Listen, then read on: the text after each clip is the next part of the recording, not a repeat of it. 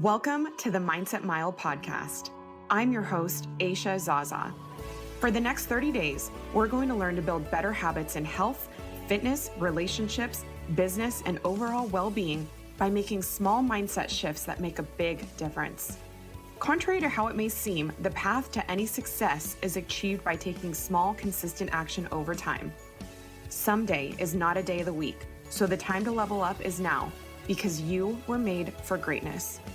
It'll be a marathon, not a sprint, and together we'll take it one step, 1 mile, one day at a time. Welcome to the Mindset Mile. You ready?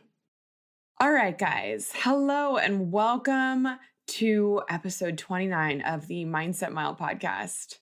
We are just one away from the final episode of this season, and we're going to go out with a bang. So you definitely don't want to miss tomorrow's episode. But today, I want to give you some tips on how to prioritize your time so that you can get in all the things that are important or feel like you don't have time for. Time is the one resource we don't get back in our lives. So I don't know about you, but I definitely want to make sure that I am being intentional with mine and check myself periodically because I think we all tend to get a little lax with it, right? Can you think of a time where someone mentioned something they did and you responded with something like, "Oh, I wish I had time to do that." Or I'll often hear people say, "I need to find the time to do that." Have you ever actually found more time? Until something becomes a real priority, I can assure you, you will not find time for it because we don't manage time, we manage ourselves. There's no such thing as finding the perfect time or more of it. You create it. If you want to get real with yourself about the important things you think you don't have time for, then the next time you say you don't have time for something, instead say, "That's not a priority to me," and see how that sits with you. If it gives you that icky feeling, then that's how you can tell it's something important. If not, and you realize it's not a priority, then there's no pressure to fit it in and you can just stop worrying about it. I'm not trying to sound like a jerk, but if you have stones left unturned and are blaming being too busy or not having time to get it in, then that's just a story you're telling yourself that feels better than it being an excuse. Listen, I know you have a lot on your plate, and I'm not discrediting how hard you're working. But I want to help you work smart as well as hard and see the windows of time that you have to spend on things that are important to you or that could add value to your life. I don't know what that is for you. Maybe that's starting a side business.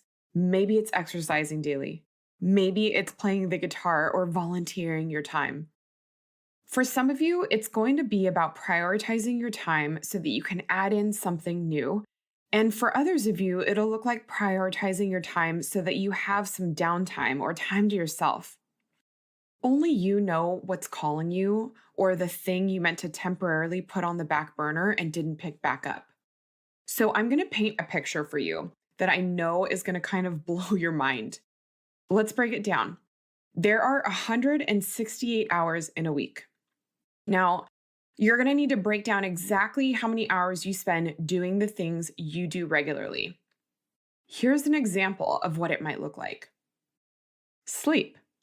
Let's just say you sleep 7 hours a night on average. Work. Assuming you work a full-time job and/or commute, we'll just say 60 hours total, which is like well above a 40-hour work week, but let's just call it 60 for those of you workhorses. Food prep and eating, 1.5 hours a day. Shopping, about 3 hours. You go to the gym. We'll say 1 hour a day for 6 days, so a total of 6 hours. Family time, 2 hours a day. Maybe you're someone who goes to church. We'll just say that's another 2 hours. After all that, when you add up everything, there are still 24 hours in your week left that aren't accounted for. 24 hours. I mean, I'd say that's a pretty packed schedule to still have 24 leftover hours. Where are they going? I mean, even if we accounted for 1 hour a day spending time on your phone, be it on social media or reading the news, you still have 17 unaccounted hours. If you get intentional and audit how you spend every hour, you may be baffled at how many hours you actually have to put towards something meaningful. In general, we have an idea of our routines and schedules, right? And it probably works okay or even well enough, but I'm sure it also feels like you're always busy.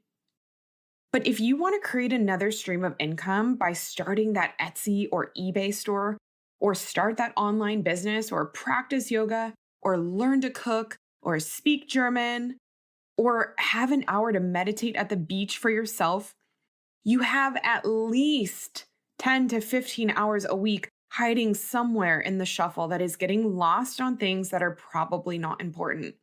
Yet somehow, we always feel and are so busy. Here's another thing I want you to do that'll remove a mental block in thinking that you don't have time.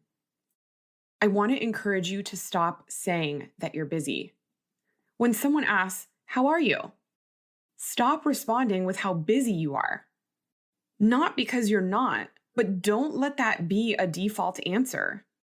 I don't think we mean any harm by saying it, but when we talk about how busy we are so frequently, we sell ourselves on the idea that we actually are. Our culture loves wearing busy as a badge of honor. It's a toxic facade and narrative. So much so that some people tell me they feel guilty when they aren't busy or doing something. And others feel guilty for being so busy that they're never present or have time for their loved ones. What's with this? Is anyone giving out awards for being most busy? It's not a competition. I think what we'd all rather be is productive.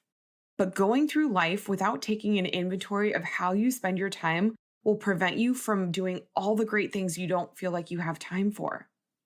Like watching TV or spending hours on your phone. Have you really tracked your screen time in a week? You may not think you're on your phone much or watch a lot of TV, but the hours add up fast. And considering you'll never get that time back, it may be worth reevaluating how you're spending them. You have all the right in the world to do those things, and this isn't a shame on you if you do. But if something has been tugging at your heart to do for a while, or you want to level up and get more out of your life, then this is just an honest inventory you're going to have to take. But you'll be really happy to know and actually see that you do have time to do it. So take some time to actually chalk up where your hours are going. Because if you can't see it, you can't track it. Money comes and goes. You can make more and you can spend more if you want. But time, it's finite. We will never get it back or be able to create more of it. It's time to start treating it as if. If you're loving this podcast, it would mean the world to me if you rated, subscribed, and shared it with a friend. Be sure to tag me on your walks or runs at Aisha Zaza and hashtag Mindset Mile. That's all we have for today, my friends. Remember, the big things don't happen overnight. It's the small things done consistently that make the big things possible. You are capable and you are worthy. Make it a great day.